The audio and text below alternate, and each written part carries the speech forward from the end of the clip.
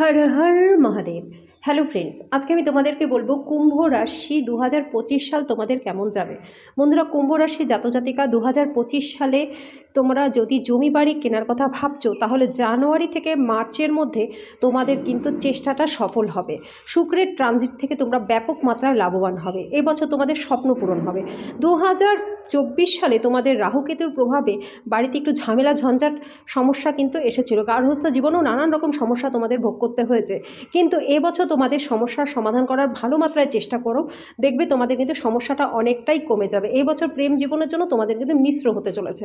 2025 সালে আর্থিক দিকটা তোমাদের বেশ ভালো থাকবে, কিন্তু 2025 সালের মাঝামাঝি সময়টা তোমাদের কিন্তু অগ্রগতিটা আরও বাড়বে।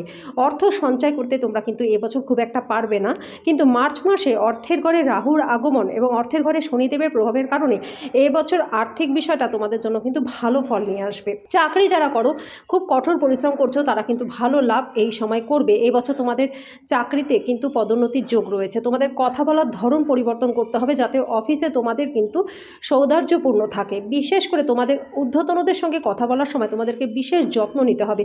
চাকরি পরিবর্তন করতে চাইলে কিন্তু এই সময়টা তোমাদের জন্য ভালো রয়েছে। যে কোনো নতুন দায়িত্ব নেওয়ার সময় অবশ্যই তোমাদের নিজেদের চিন্তাভাবনা করে সেদিকে এগোতে হবে। যারা বিজনেস করছো তাদের জন্য 2025 সালটা প্রচণ্ড ভালো যাবে। মে মাসের পর ব্যবসায় প্রচুর লাভ হবে। বিদেশ সংক্রান্ত ব্যবসায় বেশি লাভ তোমাদের হবে। বুধের ট্রানজিট 2025 সালে তোমাদের কিন্তু ভালো এই সময় বাকপটু করে তুলবে। যারা ব্যবসা করছো তাদের জন্য সময়টা কিন্তু বেশ ভালো রয়েছে। যারা বিদ্যার্থী রয়েছে, 2025 সাল তোমাদের জন্য চমৎকার ফলাফল আনবে।